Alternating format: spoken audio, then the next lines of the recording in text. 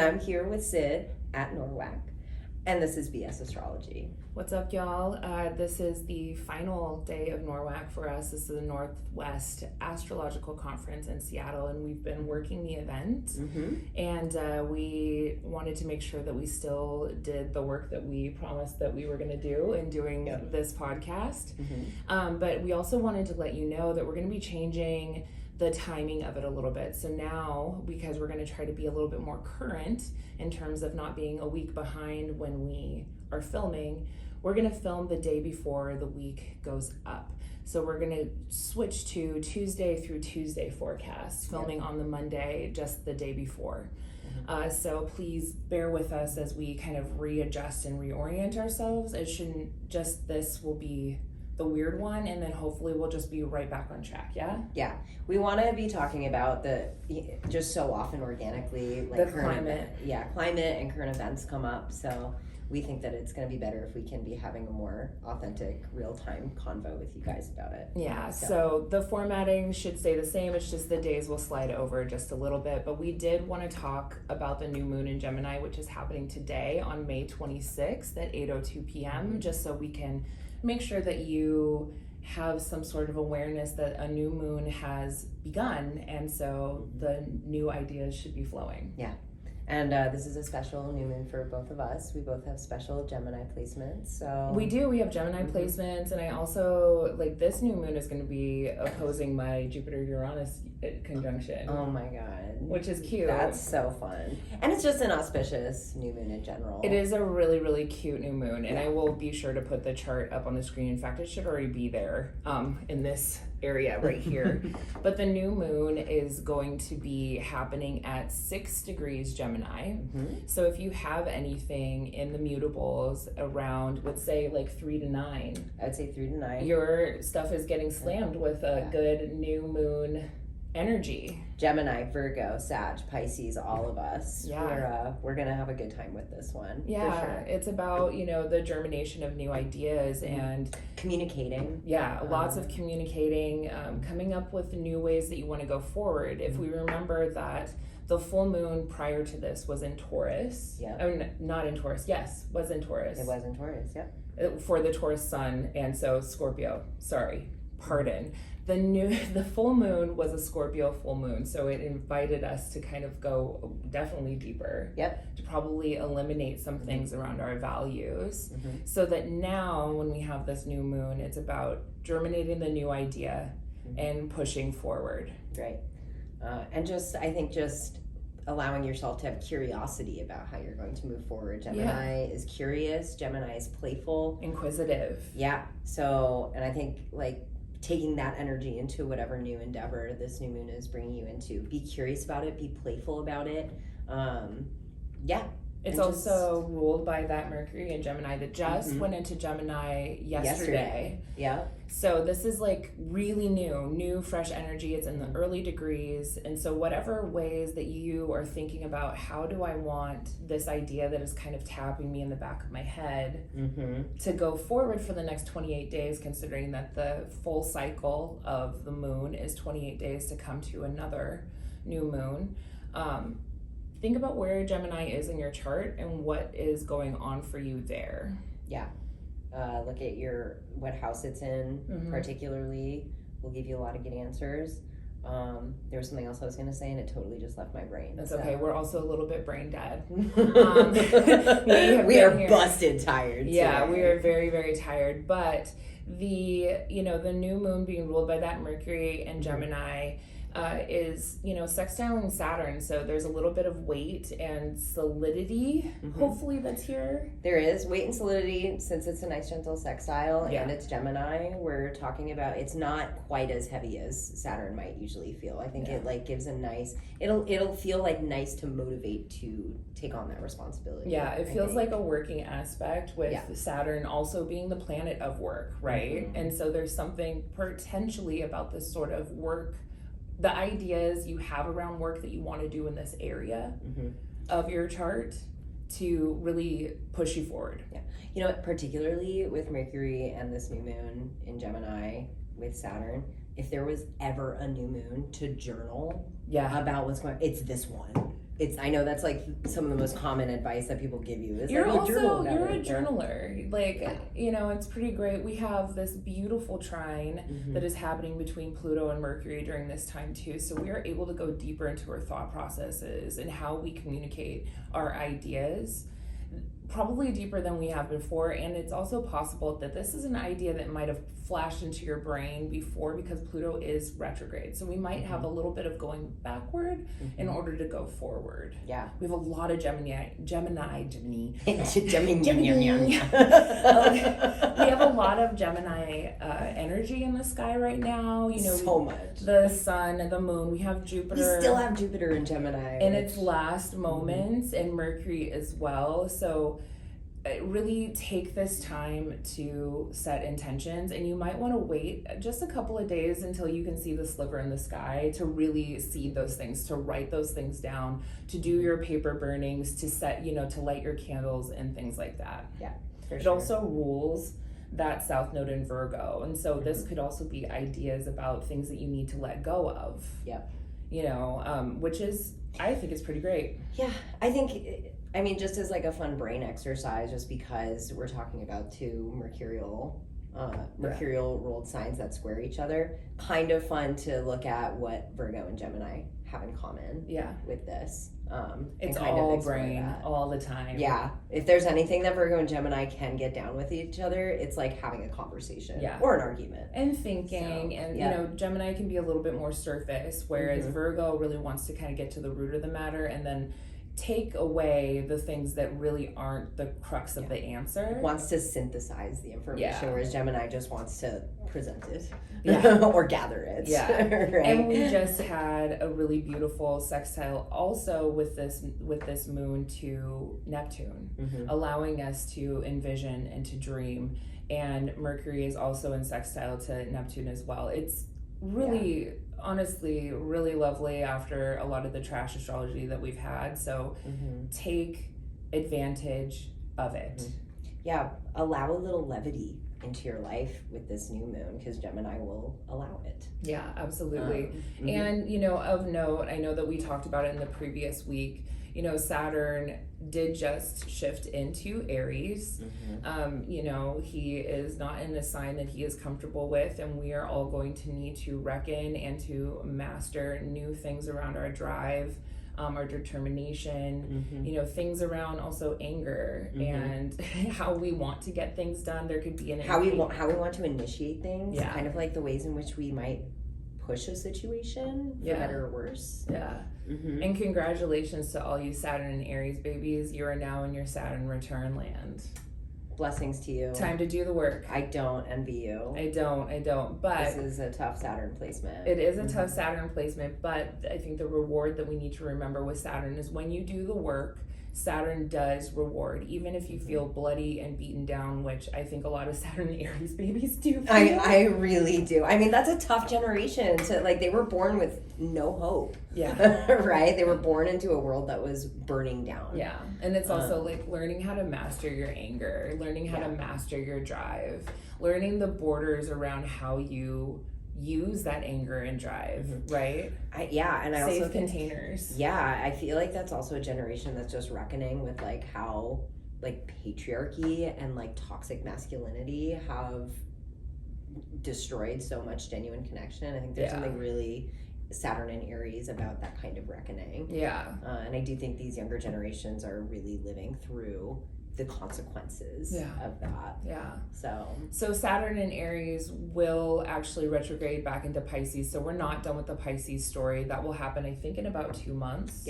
And then we'll revisit those really late degrees. So whatever is going on in that ending of Pisces, the endings has one more, and then we will fully enter and step into Aries energy for Saturn, and we'll have the Saturn-Neptune conjunction. Neptune conjunction, which will happen later this year, and we'll get to that more. Also, we have very low batteries, so we're just gonna keep I don't even think we did that one. We are doing it. Okay, so let's go into Tuesday. Tuesday the 27th, which is going to be tomorrow. Mars's day. Yep. We have a lot of Martian energy. We have so much Aries in the sky. Yeah.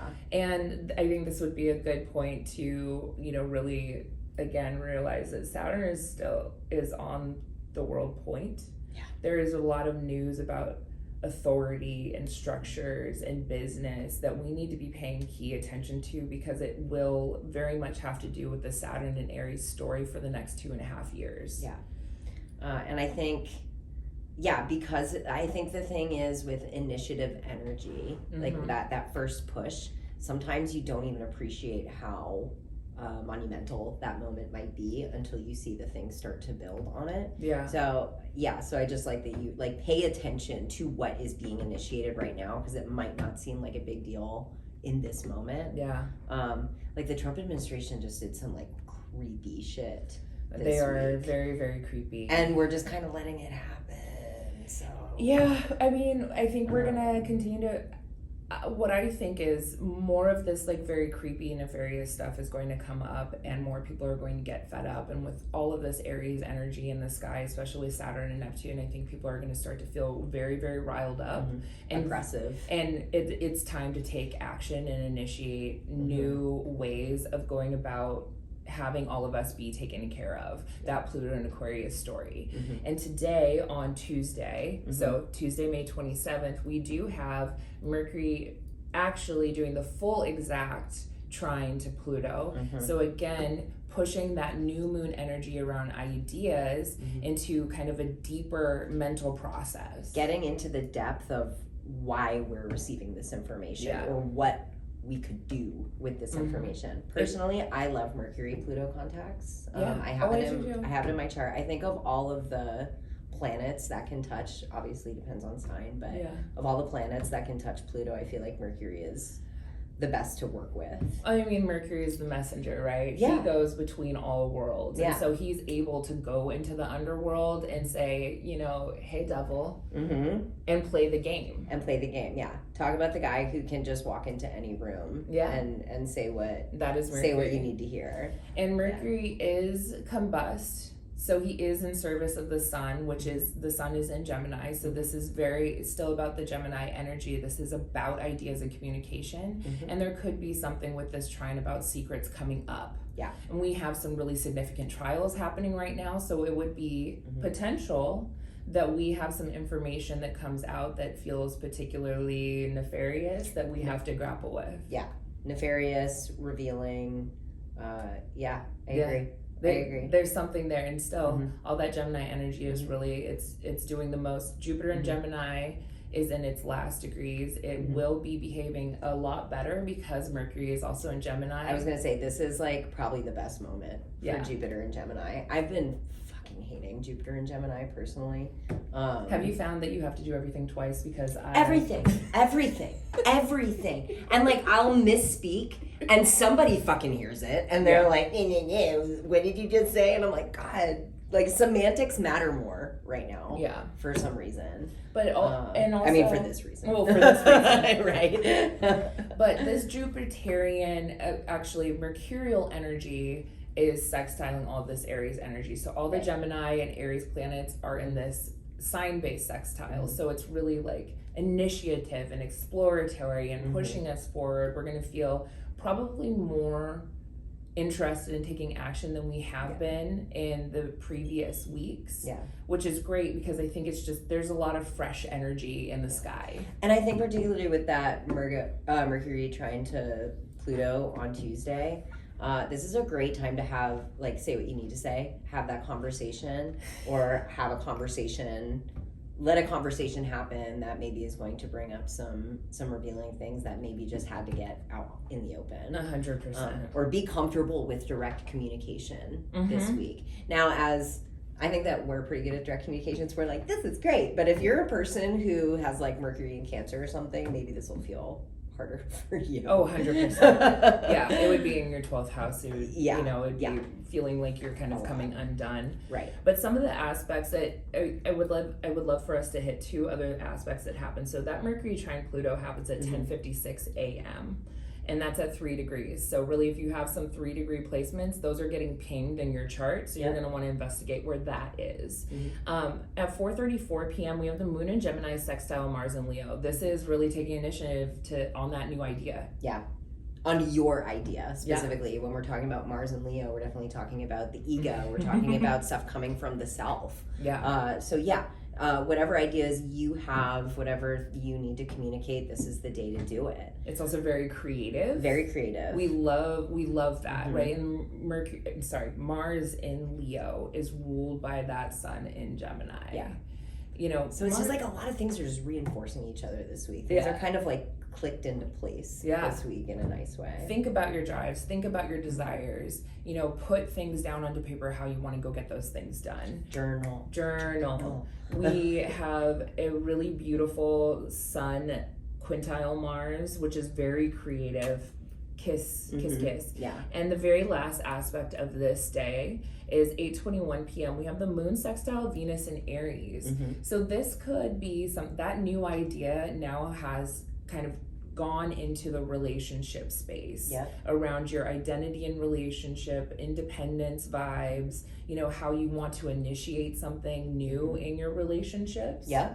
Absolutely. This could have to do with money, but it really feels more like the conversations you have in order to set this new way how you want to be. Yeah. How you now, want to show the up. one thing I will say is we are talking about Venus being uncomfy in Aries, and we have that Mars and Pluto action happening. So I will say it may not be the best time to feel really to feel like you're reflecting what your partner needs. Right. This is definitely about like, it's selfish energy, right? Which isn't necessarily bad. It's very self-interested energy. But in terms of relationship, Aries always speaks to relationship, but it's mostly about what you need. Yourself. Yeah, in relationships. So the lesson here, if we want to make sure that we're not pulling in just the shadow parts of Venus in Aries, is we go, okay, we need to integrate Libra here. We need to say, this is what I need. This is where I'm at. But also, I am willing to listen to you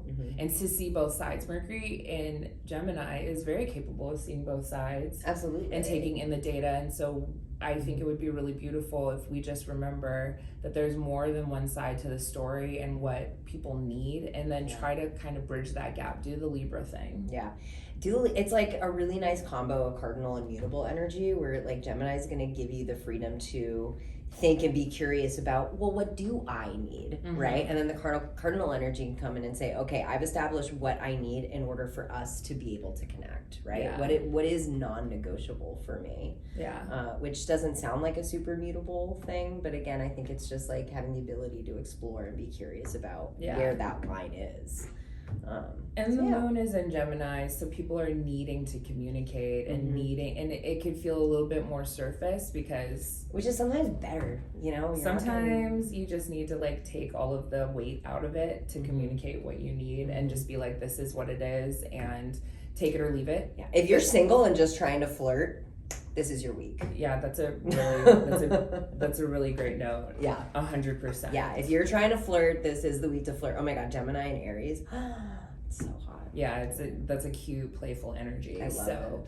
Let's jump to Wednesday. Wednesday, May 28th. Wednesday is Mercury's day. Wednesday is Mercury's day. It gets a little bit more. Now we're entering choppier waters. Yeah. Definitely choppier waters. It's the one bummer about Gemini is that when Gemini ends, you're gonna go into Cancer. Yep.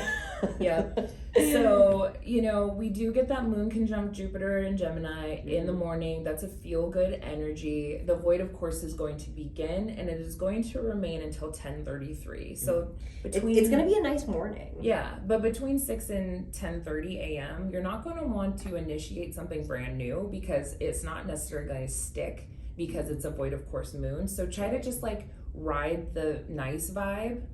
Have a nice breakfast. Yeah. Take a walk. Do whatever self-care thing you need to do before you go to work or whatever. And then moon will go into Cancer at 10:33. Void, of course, will end. And just about 20 minutes later, we get some squares. And we're starting with a square to Saturn. And this is a cardinal square between Cancer and Aries. It can feel like it can feel like a crisis. It can feel like a crisis. An emotional crisis. Moon, Saturn contacts, especially by hard aspect, can feel like a being isolated, can feel like a depression, can feel like being restrained in some sort of way. It's going to be happening at 0 degrees. Yeah. So it's gonna pack a punch. This is an owie. It's an owie. Yeah, this is on world points. I wonder if there's going to be something here about that homeland bullshit. I think there is. It's cardinal. It's right at 0 degrees. Yeah. Yeah, it just feels loud to me. Yeah. Something about limitations, right? It's about boundaries, limitations of land. Yeah, I was going to say limitations of land. So border issues, border crises. And Moon in Cancer, like Moon likes being in Cancer, but it's really emotional in Cancer. And like, I think that this could potentially bring out the worst of us in terms of emotional outbursts. Well, and I think like, we don't have a ton of time for tangents today, but I think it's always worth just mentioning that when we're talking about when something is debilitated versus something that is, at home or domicile. What's the word I'm thinking about? Exalted. There we go. I am really tired. What's up here? It means that it functions very comfortably, but that means that it's also like it can be overindulgent to that energy, right? Versus if something is debilitated, it could be that could become a really strong point in your chart. Because it's something that you have to work with and that you have to work through. Yeah. So when something is at home or really comfortable in a sign, sometimes that can also be for worse, right? If it's overindulgent energy. And maybe it's something like, you expressed your needs and those needs aren't being met. Yeah. The Saturn Moon square, your needs are not being met. No, your needs are not. And you're feeling some sort of way about it. You're wanting to take action on that. And if there's any sign that's going to make Cancer feel like its needs aren't being met, it's going to be Aries. Yeah. Aries is like, I don't have time for I got to do my own thing. This can be confrontations with authority, right? Moon being the people. Yeah. They're feeling some sort of way, is meeting up with the authority. Saturn Aries not acting in dignity, not acting into the best of its ability. And it's like, no. Yeah. And we're like, what the fuck? Yeah. It's like, I don't care about your needs. I'm just interested in what I need right now. Yeah. Screw the rest of you. A concern too is that shortly after this, the moon is going to square Neptune, which creates a sense of confusion and emotional overwhelm. And you like want to do something. It's cardinal square. You want to do something, but you don't know which way to go. Yeah. What is the best path forward? It'd probably be to cool off, chill out, and wait until the energy kind of clears a bit. So I think that sense of overwhelm is going to hold for a few hours because we need the moon to get outside of the orbit of having it square with Neptune. Yeah, absolutely.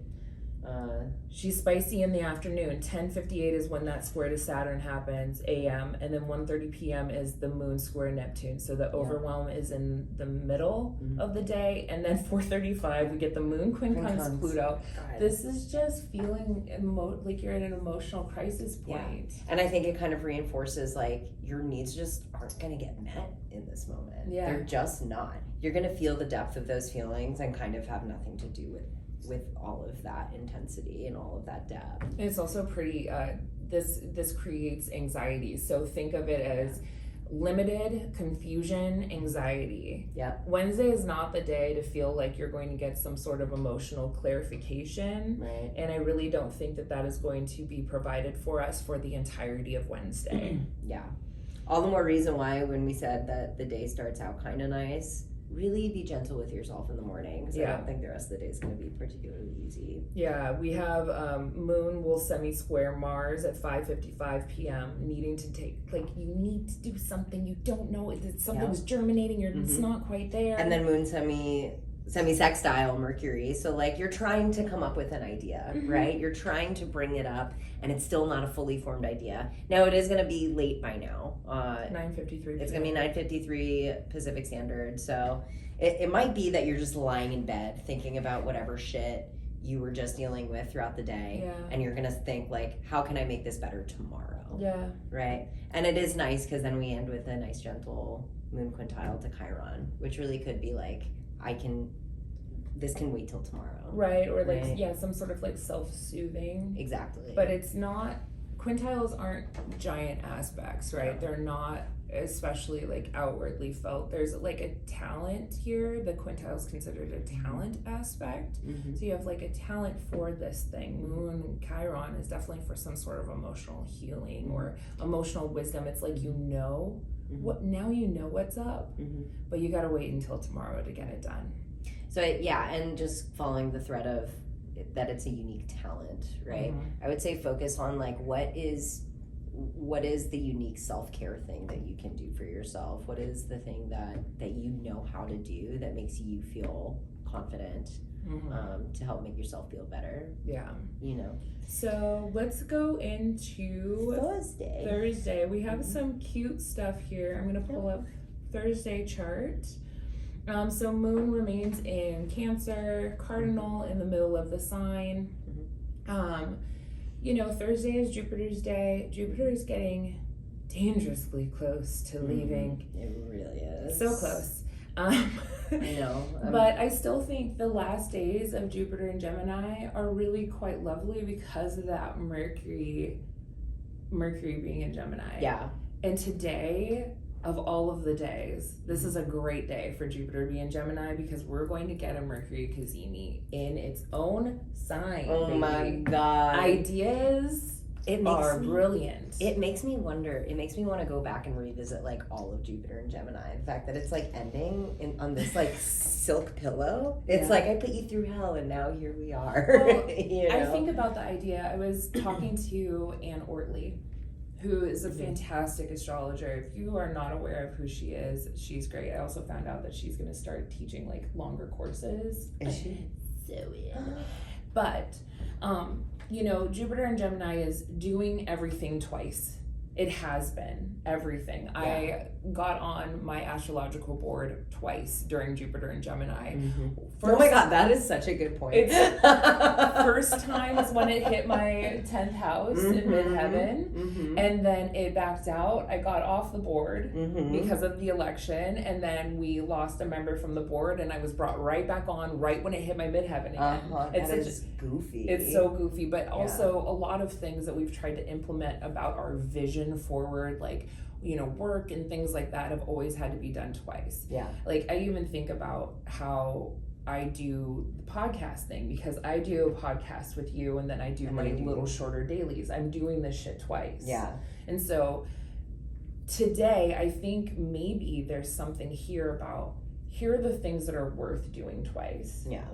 And here are the things that have just been overkill. And it's just like which is Jupiter. It's so Jupiter, right? Jupiter. It's like, where have you just really gone too much with this? And now you have the Mercury Sun Cazimi is like a brilliance. Mercury is sitting like literally at the heart of the king, getting washed away of all of the things it doesn't need, so it can come out anew and be like, It does also tell us that it's at the midpoint of its little cycle before he's going to have a retrograde, which will happen in times going forward from now. We don't need to discuss that, but I think it's good energy to use if you have placements at 8. Oh, it's opposing my Jupiter, Uranus. I love it. Oh my God. What a lovely little thing for me. This is a really nice moment for you. Yeah, and Jupiter's on my North Node. And there's just been a lot of nice things happening for you recently. For sure. I'm just going to ride the wave. It's also my Time Lord right now. Oh my God. For the year. Blessings to you. I get Jupiter in Cancer for my 7th house Time Lord, like for 7th house year. It's pretty great. Listen, I've gone through hell. Like a lot. You've earned it. You've earned it. I'm just like still living in hard transits right now, so I'm like, oh, that's really nice of you. So nice. But Neptune's getting ready to oppose my moon, but that's fine. But also, it could just make you even more like spooky and psychic. And I think that that's such a cool. I mean, I have Neptune in opposition anyways. It makes you hypersensitive. Well, and also everybody's like, oh, Neptune opposite moon, you're gonna be so confused about your home life. I'm like, I've never not been confused about my home life. I don't think that's right. I was born with an angular. I have Neptune in my 4th. which has always been a very... You've shared some confusing things with me. Yeah, there's confusing things around, like, my family circle is way bigger Neptune than most people's are, right? Like, my family story includes extended family and, you know, there's a lot of spirituality in there. My dad's whole family are all pastors and like super churchy. Yeah, but like some of the stories you told me, we're going into another tangent. Sorry about that. But I like the one thing I wanted, like one thing that you told me where in the back of my head I was like, that feels very Neptune moon is, I don't even know if you want this on. No, it's fine. But like just how you've talked to me about some of the, I think like some of the racial confusion and disillusionment that you experienced. I mean, certainly disillusionment. Yeah, right. There's stuff. There's definitely and stuff kind around of like roots. being denied your roots in many ways. That feels very Neptune moon, right? Yeah. Yeah. I mean, I also think that for me, there is that. There's other stuff in my chart about that. There's a whole bunch of like yachty, quincunxy adjustments. You have a lot of yachts. Yeah. But what I've found with the Neptune moon opposition is that it makes me very sensitive, and I have to constantly ask myself, is what I'm feeling mine or somebody else's? Yeah. And am I absorbing other people's stuff? And so if I meet someone who is about to go through the Neptune moon opposition, I always invite them to go, okay, feel all the things, but also before you're reacting, you have to ask yourself, is this feeling of emotional overwhelm really actually mine? Yeah. And it's interesting that you're saying that, just because, and like I've been going through Neptune transits for a while now, and I have gotten to this place recently as I'm creeping closer to this Neptune moon opposition where I'm having premonitions that I think are mine, and then I find out they're for other people. And I'm like, why? I had a dream that this was a couple months ago, that an ex got into a really bad accident. And I was like, what the hell? And actually, so I did directly dream about somebody else, but I dreamed that the ex was an accident. This was a person that I don't talk to anymore, but I hit them up and I was just like, I just want to make sure you're okay, because I had a really weird dream. They didn't hit me up for like 6 weeks, but 6 weeks later, they were like, that is so weird. The day before you sent me that message, I got into a really bad car accident. And so, but I'm like, why did I pick up on their energy? Like, we don't talk. There's nothing I could have done. I mean, Neptune is the ocean. Neptune is Neptune. And also, we have to consider that your moon is in Libra. And so you have Aries Libra. It's all about, like, relational, identity, other. But, and of course, I'm a Virgo, so I'm like, it all has to have a purpose. And I'm like, why am I dreaming about somebody getting into a car accident? And it was the day after it happened that I dreamed it. I just didn't know that it had happened. You tapped in. Yeah. So maybe that's what that is about, you know. Stay tuned, guys. I'll keep you updated. Okay, let's go. Yeah, let's get back into it. Okay. So we did talk about the Cazimi. Yeah. I think this day, we're still in the new moon phase. If you hadn't done your intentions around the idea, hopefully the clarification or the clarity of the idea will be there in this moment, and then you can really set that intention. Or you already wrote your list and this is where you do ritual. Yeah. Is this Cazimi? Yeah. Right? That could be really, I think really this would be cool. a great moment for 9:12 p.m. Pacific Standard Time Thursday on Thursday. night. Yep. And it's the last aspect of the day. I think it's so nice. I don't know, I just really am into it. My only concern with a Cazimi right before bedtime is like lying awake at night with your eyes wide open, because you just have so many ideas going through your brain. I mean, and it's still it's a wide trine to Pluto, but that's pretty cool too. Yeah, we're still carrying that energy. I'm not mad about it. I just think there's like really good opportunities for just flashes of insight. I agree. We did get even Uranus is making a little appearance. Right yeah, he's he's in there. He's in there. He's hanging out a little bit. So let's move on to Friday. Venus's day. Venus's day, and it's starting us off with a hard Venus aspect, which is fun, and the void, of course, begins. So this all happens just before 2 a.m. Pacific time. Yeah. We have Moon squaring Venus at 23 degrees, which, you're going to be asleep for it, but most likely. If you dream about your mother. If you dream about your mama. If you dream about conflict with women or feminine energy or things about gender, certainly like Venus and Aries, it's like tomboy energy. I think that this could also be like an emotional needs not being met. 100%. Yeah. Because we still have Moon in Cancer, we still have Venus in Aries. There's a square. Relationship needs not being met. Yeah. And when I see this in synastry between two people, sometimes I see it as like they want to meet each other's needs and just can't. You know, and I think it's kind of sad. But anyway, so the void, of course, begins with this Moon square Venus, and that is not a great way for the void, of course, to begin. So there's because that stuff holds with void, of course, right? So it's very possible that we're just kind of. We're going to be feeling unsettled. We have the moon semi-squares the sun right, after that. So we're kind of waking up with this energy. And again, remember the Cazimi was right before bed. So I just feel like it's going to be a restless night. Yeah. Rough dreams or just tossing and turning, not being able to fully fall asleep. Yeah. That kind of stuff. 5:39 a.m. We pretty much are waking up with a moon square Chiron. Yeah, this day kind of sucks. Gross. Woke up with a bad dream that reminded you of something. Chiron Aries is the wounds of identity. You're just feeling so emotionally raw. Yeah. That's an emotionally raw aspect. Emotionally raw. And like I said, it's like who am I kind of stuff. Or like. And we have and during this day, we do have, Venus is applying very tightly to Chiron. It's within 2 degrees. So again, this is like relationship identity. How do I show up in relationship? I don't feel like my needs are getting met and I need to do something, especially with that square. Yeah. I think push me into action. And I do think, my needs aren't being met in relationship, and with all this Aries energy and Venus and Aries, I really think it's just going to go back to this is a need that I have, and I've been trying to get it from other people, and I'm realizing I just have to, I can't find it in anyone but myself. Yeah. And that doesn't always feel good.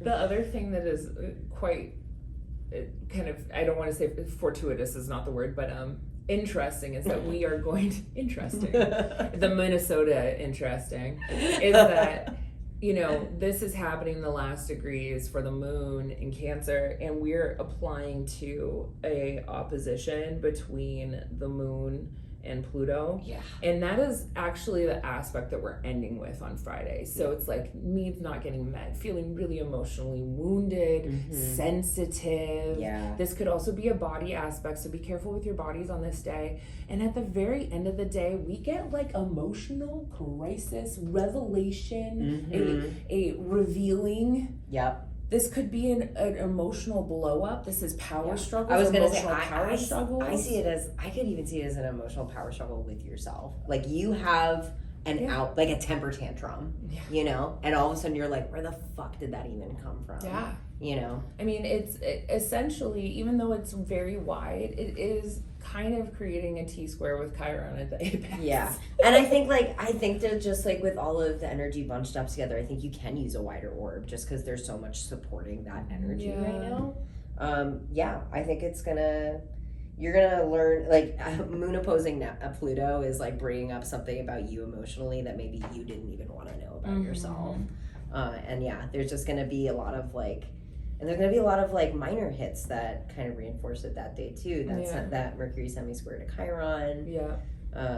Yeah. Well, the moon is going into Leo at 117, so we have that. Yeah, so the moon will enter Leo, and it's feeling dramatic. Yeah. Right? That's how So it brings us back to the outburst. Where's the drama? We are the drama. We are the drama. Because especially when it goes into Leo, it is immediately in this very close application to Pluto, so it is all a drama, baby. Yeah. And when we think about that cardinal, or actually kind of mixed T-square between Pluto and the moon and Chiron, it's you shoot that energy into the Scorpio, the end of Libra, and then really more of the Scorpio energy, which is saying eliminate something here. Yeah. Make the change. Yeah. Do the work. Eliminate. Yeah. And again, I think I always like to say also protect for sure. And the thing I've said it before on this podcast about Leo, I always like to bring it back to inner child stuff with Leo. It's totally because my Chiron's in Leo. That's always where I go. But I do think, especially because of the nature of what's going on today, as far as not having needs met, I just think it's a good perspective to keep in mind is that Moon goes into Leo. These emotional outbursts are like, where was your inner child not nourished? Mm-hmm. Where are you? And again, like you said, we're trying to purge some energy. You know, what unhealed childhood wounds mm-hmm. are coming back up again that you need to comfort the inner child and grow up. Yeah, it's getting some supporting trines from Saturn and Neptune, so mm-hmm. the ability to like envision your way forward, and also kind of, I don't want to say Saturn Aries is rooting, but there's some sort of like a container or containment mm-hmm. that can happen here, yeah. and it's intuitive and passionate, mm-hmm. but also there's an authority. This is what I want, this is what I need, this is how I'm gonna go and get it. Yeah, sacral authority. Yeah, mm-hmm. you know, so keep the fires burning mm-hmm. and speak with, you know, your own sense of authority. It might feel really scary. I feel like Saturn in Aries has to deal with like the fear of like standing up for oneself. Fear of standing up for oneself, fear of believing in oneself and in taking those initiatives. Yeah, and Moon in Leo can have that issue too, because it really wants other people's to pour into it. Yeah. Other people to see it and say, you're the special one, you're the important one. But Moon is also a very personal, private place. Like that's your relationship with yourself. So it's a little bit, that's why it's tough for Leo being there, because that's not a place where we're generally like you're not trying to crack open your chest and let everybody look inside. Yeah. But that's exactly what Leo wants. Yeah. So blessings to you, Moon. Yeah. I think this is going to be a dramatic day for Moon. I think it can be pretty dramatic. So we talked about the Moon opposite Pluto. At the end of the day, really like that power struggle, whether it is internally, I think it could potentially be externally because it's in external signs, really could kind of wipe you out and make you feel really passionately, really intensely. Like this could be a very, like just really feeling rocked. Yeah. And like, blow up energy. Yeah. Emotional blow ups. Yeah. And again, fixed energy. It's probably like inner child own needs not being met. Like I do think that that's a recurring theme. So whatever emotional blow up you have, or whatever blow up happens that comes to light, I really do think that the most evolved way to handle that energy is just to pay attention to like something was being so neglected that it had to scream to be heard. So like, what the hell are you neglecting? Yeah. You know, what are you neglecting about yourself? Moon and Leo is going to tell you. Yeah. But I love that. And I want to add to that Pluto in Aquarius is asking for you to acknowledge your specialness inside of a world of other people that are special. So in the ways that you're calling to be recognized, do the work to realize that other people deserve recognition too, so that you can use that creative energy to its benefit, even though the aspect is, I mean, honestly, pretty fucking gnarly. But it's quick, you know, moon aspects are done in a few hours, even though that crisis could hold over to other times, but like the impetus, the crux of it is for a few hours time. Yeah. So, okay, let's move into Saturday. We're cooking with grease, babe. We're doing so good. We actually are doing good. I'm proud of us. How do we do this? We're proud of us. All of a sudden when we have to do it, we just need someone like breathing down our necks like a battery. Let's just... That actually feels right for us. We just need immense pressure. Cool. Okay. It's that mutable shit. I know, right? Make a choice. Fuck being mutable. So last day of May, babes. It's May 31st, Saturday. It's Saturn's day. Saturn is still on a world point. Yep. He has not left the first degree at all. So we're still sticking there. We're getting all that Saturn news. It's still happening. It's still holding. Yeah. We have the Moon in Leo. What is he doing today? We're starting at 7:11 a.m. And it's a quiet one. We got a Moon quintile Uranus, but what's nice is inventive. It's very inventive, inspired, and we get to wake up with that energy. So maybe you had a cool dream and it woke you up and was inspiring or something, or you just like you're walking into a day that's going to kind of give you that little kiss on the forehead. It's like something you want to create. Yeah, and it's nice because a half hour later we've got moon sextiling the sun. So whatever was going on the day before, maybe now it's like the cool down. It's the cool down. Maybe you got a good night's sleep and you got some clarity on what was going on. Because that's like, it's kind of the weird thing with outbursts, right? Is like you can have the outburst and it was like the outburst you needed, and then all of a sudden you feel cleansed. Right? I like the cleansing. At 10:48 a.m. we get Mercury quintile Saturn, and I was thinking about this aspect and like poking around, online and in books and everything, trying to kind of like harness what that means. It is definitely you become an expert. Yeah. Expertise at the thing you know how to do, the work you know how to do, you are now the person. So potentially all of the things that you have just implemented with the new moon and the conversations you've had and this outpouring of emotion, now you really know what you need to be doing. Yeah. All my neurospicy babes, what's your special interest? Yeah. Like maybe it's time to build on that special interest. Right. Go and buy a giant pack of colored pens. Yeah, right. Oh, I'll have to take a trip to the Container Store. Oh my God, it would be so great. So if you ever want to donate to our fund for the Container Store shopping for 2 mercurial babes to buy colored things. Buy colored things and things to organize with. Things that hold things. Jars. We're available. Hit us up. We'll put our Venmo in the bio. 11:38 a.m. we get moon sextile Mercury. Now we can talk about it. Now we can express ourselves, how we feel and what we are thinking about are now jiving. They're working together. It's a friendly, harmonious aspect. We're able to just say, this is where I'm at. Especially consider we still have some good Gemini energy happening in the sky, even though the moon has left Gemini at this point. Mercury's combust. But he's still in his own sign, so he's doing better than other Mercuries when they're combust. So the things that we talked about at the beginning of the week with that new moon, where it's just a good time to communicate and be synthesizing ideas, I do think that holds all through the week. I agree. And that moon sextile Mercury is just going to be another little like boost of that on Friday. I definitely agree. Yep. Gets a little, it's like not terrible, but it's like uncomfortable the rest of the day. Yeah. It's just all semi-squares and 12:22 p.m. moon semi-square Jupiter. There's an over emotional maybe reaction. Something's like feeling a little, it's like when you have an emotional reaction that it outweighs what it should have been. Yeah.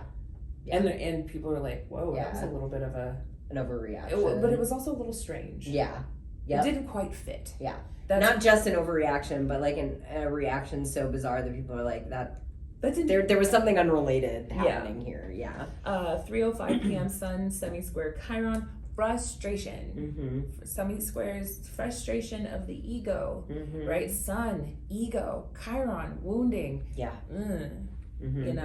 So you're not necessarily getting to shine in the way that you want, or your ideas aren't being respected in the ways that you want. And moon is still in Leo at this point, so definitely there's some, I think it's about respect. Yeah, I think there's some like ego checking happening this week for sure. Fun. Which we love.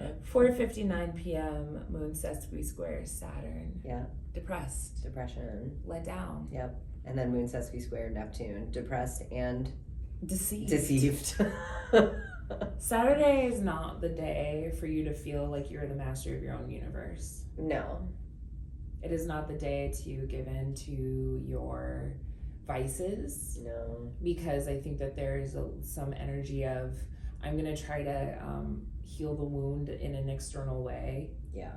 And it's just not going to be what you need. And so, like, you're going to try to feed your ego. Yeah. Where it's feeling not fed. And unfortunately, that's not really the way you feed an ego. Yeah. You're going to feel inspired to do something about it. It's not probably the right thing to do. Yeah. And now I'm looking at the moon sextile to Mercury. I'm like, I feel like you went and like found your yes man. And you were like, I'm bitching about this. And they were like, yeah, man, yeah.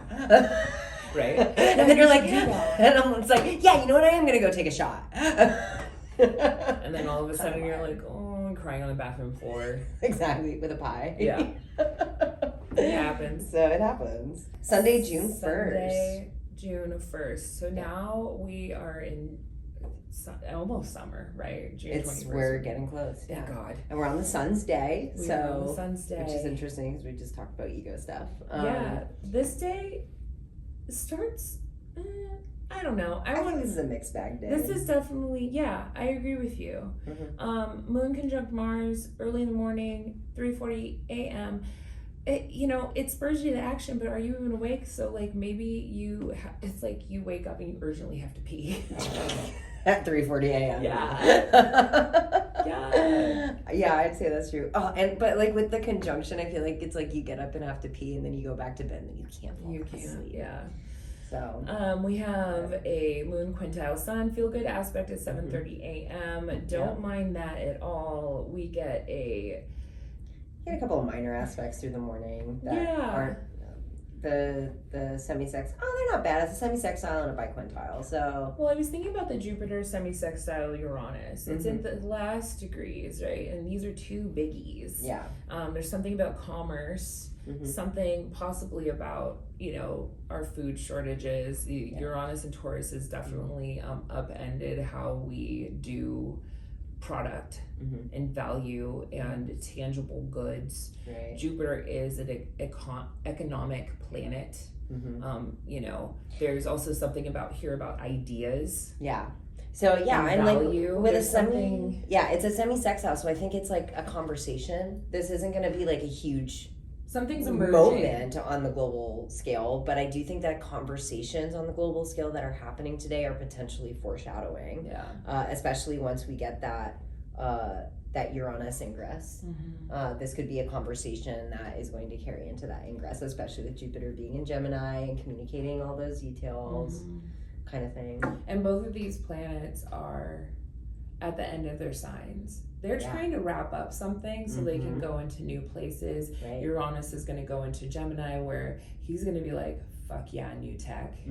Fuck yeah, new ideas. And Jupiter's going to go into Cancer, where it's just going to be able to like watery spread, spiritual, cozy. Like you love this is exalted place. Put roots down and feel the roots just like go through the earth. I think of it as like almost like a bubble of water, like how it kind of sits on top of something like a droplet, and then it just kind of dispels and it just spreads. Yeah, that's kind of what it feels like, and it just kind of goes everywhere and cools everything down. Yeah, smooths everything out. It feels real smooth, where Jupiter and Gemini is like exactly. Yeah. So, but there's some sort of idea emerging here that can have to do about our land, our earth, which is Taurus, and the ideas we have about how we want to go forward in changing things about commerce, changing things about our food, changing things about the earth, changing our global systems in general to make earth more habitable.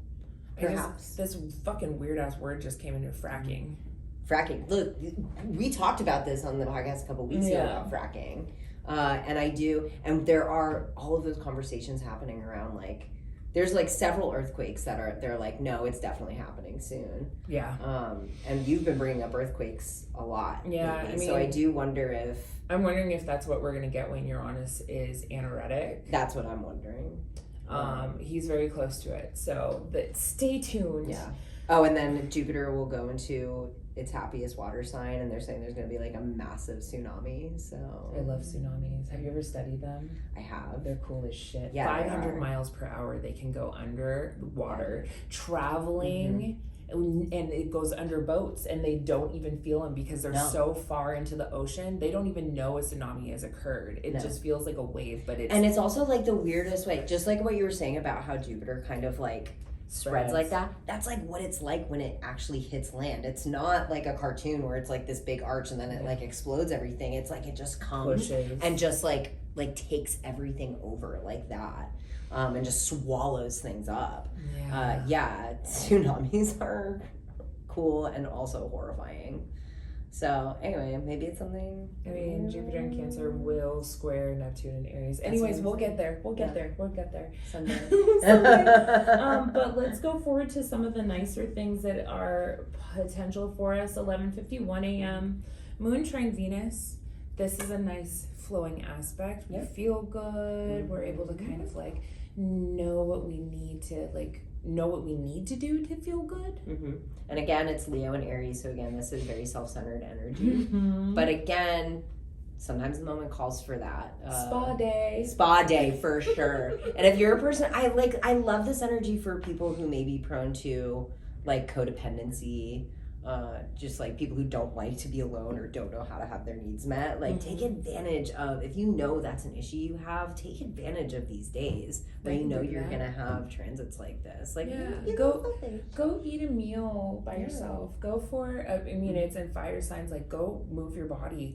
Go for a hike. Not by if you're in the Pacific Northwest, maybe not. There's a lot of serial killers out here, but like what's up with that? Just because there's a lot of places to hide bodies. Yeah, and the weather, it makes people really kind of murdery. That's true. I lived here. It made me want When you first said the weather, I was like, the first thing that came to mind was like bog people. Yeah. Where like you can kill someone and just like stick them in a bog. We are currently where one of the highest percentage of suicides and deaths happen. I do know about the suicides. Yeah. I guess it would make sense that people will also get murdered. People get real squirrely, and there's a lot of woods, and they're really dense. But anyways, that was very depressing. Sorry about that. We've been doing so well, and now we're like tangent after tangent after tangent. 11:57. Okay, 11:57. Moon trine Chiron. A nice healing moment. Yep. Healing. That's nice. Wisdom. Right? This is, Moon trine Chiron is the potential to like not only just be an emotional balm to your own self, like a self-soothing, but also be able to like almost give that energy to other people just by being in your presence. Yeah. So she cute. I like it. 1:10 p.m. Venus conjunct Chiron. This is also possibly a moment of being able to heal identity in relationships. Yeah. I've been telling you about how I am here, and I am now feeling seen, and like I am feeling healed by whatever, whether it was a bad or a good blow up, right? Whether you left your relationship, whether it brought you two closer together. Now here is, I'm doing okay. Yeah.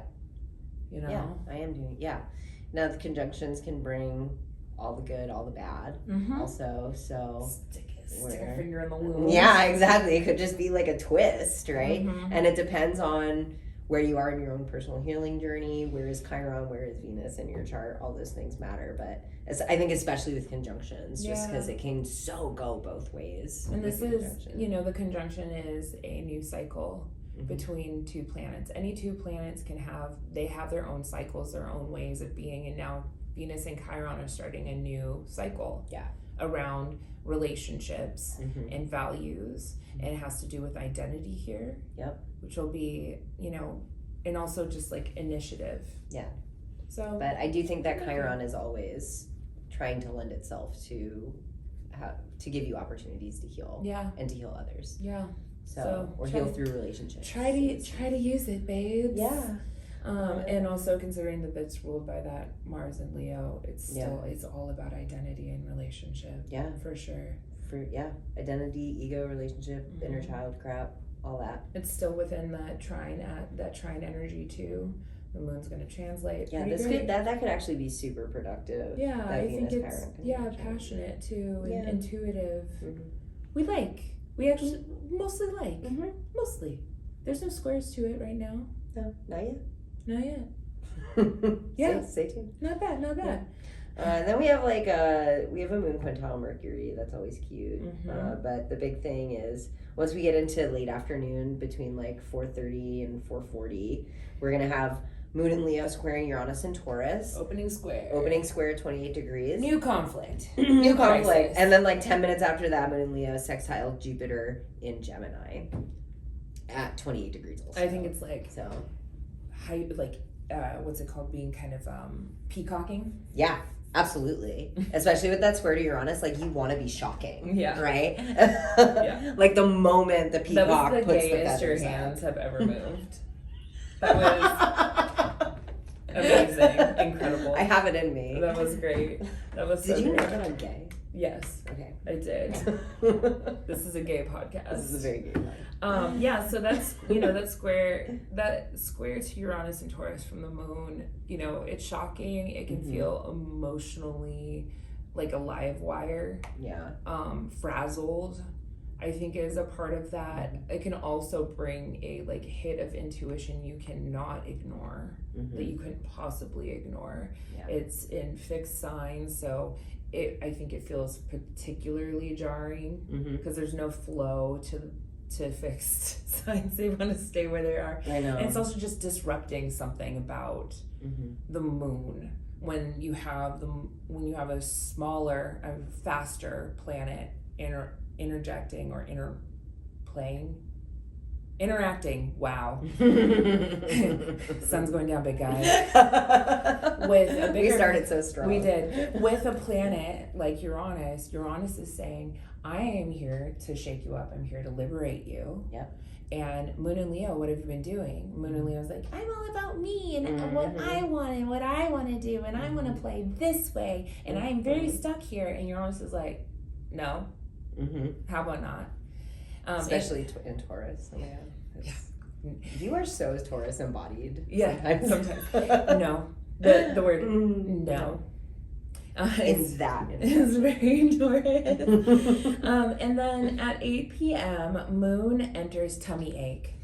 Moon enters. Should we just start saying that and just hope our viewers start to get it? Moon enters Virgo, and she becomes really analytical. She becomes really critical, self-critical. Really I feel so sad for Virgo having to come after Leo, because it's just like you've just made a fucking ass of yourself in Leo, and then you get into Virgo and you're like, what have I done? Well, because it's about penance. Exactly. It's like, I'm so embarrassed about me. And we also remember, that's a really good point though too, because Moon in Leo is yang. It is outward expressing, and now it did so much outward expressing. Yeah. Possibly also with that contact Uranus, that now with Virgo it goes inside and goes, what did I do? What did I do? What did I do? Virgo is very yin. Virgo is very yin. Yeah. And I think did you say that Leo is young? Young. Young. And also young. Well, because I thought you said young, and I was thinking about your child, and I do think that what's interesting about Virgo, when you think about it, like on the age range cycle of it really does feel like that's the moment where like you have to grow up, maturity. It goes from childhood to, it's almost like childhood to teenager, where everything is fucking embarrassing. Everything's so embarrassing. And so your tummy hurts. You have the shits because you feel bad. That is Moon and tummy ache. And all of a sudden, like, responsibilities just start feeling heavier. Yeah. Right? You don't get to blow shit off as much when you're a teenager. People start actually looking at you more as an adult. Moon enters facial acne. Yeah, Moon does enter facial acne. And good thing Virgo loves picking at herself. I was gonna say healthcare routines, but that too. Also picking at herself. And also picking her eyebrows out. So if you're feeling really critical, self-critical, and also critical of others, like you didn't do that, you're a bad person. Just to be clear, if Virgo is being critical of others, they're just projecting. 100%. Any Virgo can tell you that we're just when we're being bitches, we're projecting. Yeah, I ask myself as a Virgo rising, like when I'm feeling really critical, I'm like, how much of that is also me? Exactly. But I think I also have the unique opportunity as a rising and not having a planet there to use it for. I feel like maybe it's a little bit of separation, or like because it's already my identity, I'm hyper aware of when I'm being critical of others and how I'm like, oh, that means I'm feeling really bad about myself. Shit. Yeah. And like some people need to be criticized though. Some people, and that's the thing, is Virgo is good for criticizing you, and you like, I don't want to tell, because I want to walk that back a little bit, because if a Virgo tells you something about you, they're right. They just are. Like, sorry, but we're right. It's true. I love my Virgo friends. I have a handful of them, and all of their ways of seeing things, I'm like, yep, you're right. So never get into it. Well, just remember, Virgo is a yin sign, so if they are choosing to actually outwardly express some distaste, it means something. It means they fucking thought about it. Like they're not. This is not an impulsive sign. Yeah. Right. So they have analyzed the crap out of it more than you ever will. Yeah. So. But yeah. Yeah. So that's it on Moon in Virgo. Yes, it's the tummy ache, self-critical, also criticizing you, martyr. 9:04 p.m. Moon, quincunx Saturn. Oh my God. Poor baby. Anxiety. What's my anxiety? And I think it's a really anxiety. It's anxiety around like, how am I supposed to do this? Yeah. Because it's fucking Saturn and Aries. I know. Now Virgo and Aries do have Antisha. They do have Antisha, so maybe that... There's a conversation there. Yeah. It's not a comfortable conversation because it's a quincunx. Right, because it's a quincunx. But the signs do have Antisha. The signs have Antisha. So there is something here around... I think Virgo also takes action. Yeah. Because they're like, if I don't... This is what I think their commonality is. If I don't do it, who else is? See, this is what I've always said. I'm Virgo and Aries, right? And what I've said is like where I can make my ascendant and my sun always work together is if I don't do it, no one will. Which is also very 6th house. Fuck off. Work. You mean my sun and my Venus placement? That's true because that quincunx energy from if you're just to look at it, what is it? The natural zodiacal wheel with Aries starting in the 1st and Virgo being in the 6th, and we come to the 6th house of work, of service. Like if I don't do it, no one else is. Yeah. And that's where they get along. Right. But still, quincunxes, especially this kind of quincunx, is anxiety. It's anxiety. It is analysis. It's like not being able to see a solution. This isn't going to be a moment where you will have a solution to your anxiety. Yeah. It's just going to be there. And then 11:35 p.m., our last aspect, we get Moon, quincunx, Neptune. This is emotional confusion. That also feels really unsettling. Deeply unsettling. Like kind of spooky. Well, and it's at the 1st degree. Yeah. So we're still at that like very beginning story for Neptune. So yeah, I think it is kind of spooky. Like you said, like Moon Neptune contacts, I do think there can be some psychic stuff, but with the quincunx it can also be, I don't know, I'm almost like you saw something you didn't want to see. Or it's like you're getting input, some kind of psychic input, and it's like about something that you have to do. Something you have to, or something you can't do anything about. Oh. Ugh. I don't like that. Let's shake off that feeling. Let's check in with each other that night. Yeah, we definitely should. So, all right, friends. All right, we're on our last day. That's it. Yeah, well, we got we did it. No, because you said we're going to do Monday. Right? Oh, did I? Yeah, you did. Did we do it? No. Oh, we didn't do it. Okay, Monday, June 2nd. We'll just do a quickie because we are at the end of our time. We are at time. We have, let's just go into, early in the morning, Moon, quincunx, Pluto. That's still anxiety, crisis, all of that stuff. Honestly, this is a day of a lot of minor aspects, really. So finicky. And it's just like uncomfortable. Especially with Moon and Virgo. I know. And like that's the thing is I think the biggest thing with Monday is to keep in mind you're going to be starting the week. There was some emotional outbursts that happened toward the end of the week prior around ego and identity. So you're really just kind of like fighting for yourself and again like struggling with some of that sacral authority as far as who you are and what you need to do and what you need in love and how you're showing up in relationships in that way. And I think that we're still gonna be dealing with that at the beginning of Monday. Yeah. I do like that. I'm pretty sure that early in the morning we're going to get that Antisha between Moon and Venus, so she's going to know what she needs in relationship. Good. She's gotten to the depth of the matter. Yeah. Well, and Monday's a good day to set intentions, right? Just in terms of like our calendar cycles. It's a good day to set intentions. So paying attention to where you're feeling discomfort and that Antisha between Moon and Venus hopefully will help out a little bit, help you have a little combo with yourself. 4:01 p.m. Moon quintile Jupiter. This is it smooths out the edges, but I think it also makes you real cerebral because we have Jupiter in Gemini and Moon in Virgo. So it's thinky, but too not much thinky. For me, when I think about, because Virgo rising, I have Gemini Moon, it's like you sit there and you think about things and then everything clicks into place like Tetris and you're like, got it. It's like a robot. Yeah, I love it. And then we have sesqui squares from the Moon to Chiron and Venus late afternoon into the evening. And these are uncomfy moments around identity and relationships, and just kind of try to feel your way through what it's trying to tell you. Like, where is the frustration, and can you name it? Yeah. Can you put a real name on it? And the moon in Virgo is going to try to help you to do that. And again, it's a sesqui square, so it's very minor. So it's going to be something that's just like a little blip in your day. But I think Sid gave the best possible advice you can get. Like, we know that those things are happening through the afternoon until about 7 o'clock. Just take the information in. Yeah. Especially with all this Gemini Virgo energy, just take the information in and think about what that means for you. Yeah. Yeah. And last aspect. Moon in Virgo squaring Sun in Gemini, changing our thought processes for sure. Yeah, because we're talking about Mercury here. Squares invite you to take action. Like so much rumination, and every time Virgo and Gemini stand off, I just get like rumination and like overthinking about things and like an overwhelm of information. Oh, and also wants you to go with the flow. Yeah, the mutability is inviting us to go with the flow, but the square is saying no, but you have to make a choice. Yeah.